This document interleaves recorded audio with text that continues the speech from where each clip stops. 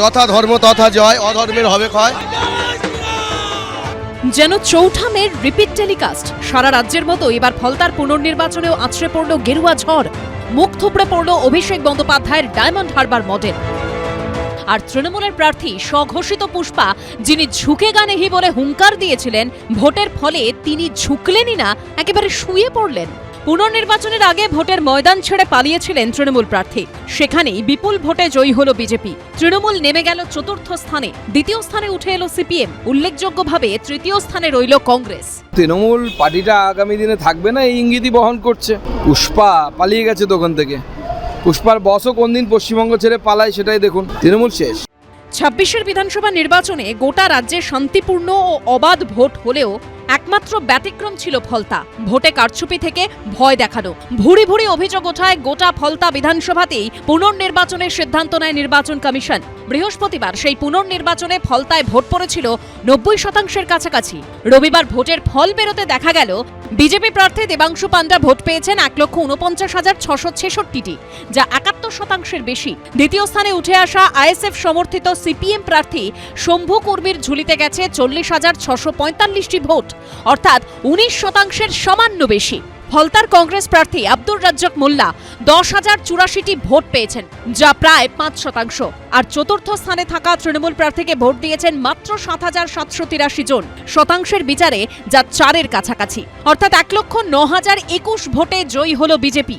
২০২১-এর বিধানসভা নির্বাচনে এই কেন্দ্র থেকেই ৪০,০০০-এরও বেশি ভোটে জয়লাভ করেছিল তৃণমূল কংগ্রেস।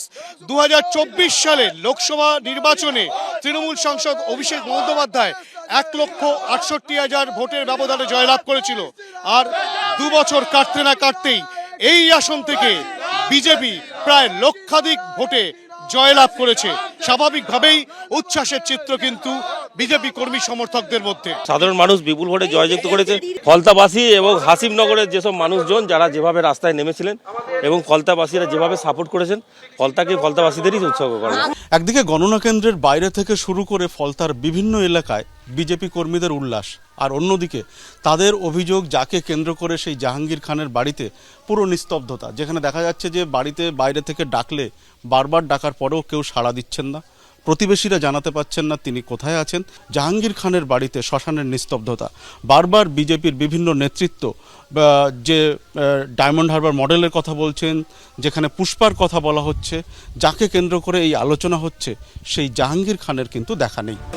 এদিন ভোটের ফল বেরোনোর আগেই উচ্ছ্বাস শুরু হয়ে যায় বিজেপি কর্মীদের মধ্যে।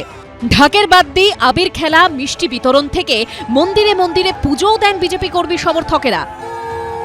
জায়গাটা ফলতার দিঘির পাড়, আর আমি যেখানে দাঁড়িয়ে আছি সেটা হচ্ছে দিঘির পাড়ের একটা মনসা মন্দির, এবং মা মনসার পুজো দেওয়া হচ্ছে।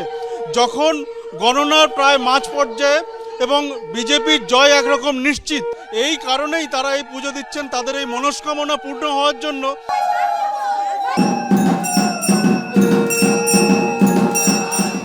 রবিবার ফলতার পুনর্নির্বাচনের পর রাজ্যে ২৯৪টি আসনের মধ্যে বিজেপির আসন সংখ্যা বেড়ে দাঁড়ালো ২০৮-এ। অন্যদিকে তৃণমূলের আসন সংখ্যা রইল একই। হিন্দোল দে, সত্যজিৎ বৈদ্য ও সুদীপ্ত আচার্যর রিপোর্ট, এবিপি আনন্দ। এবিপি আনন্দ, এগিয়ে থাকে, এগিয়ে রাখে।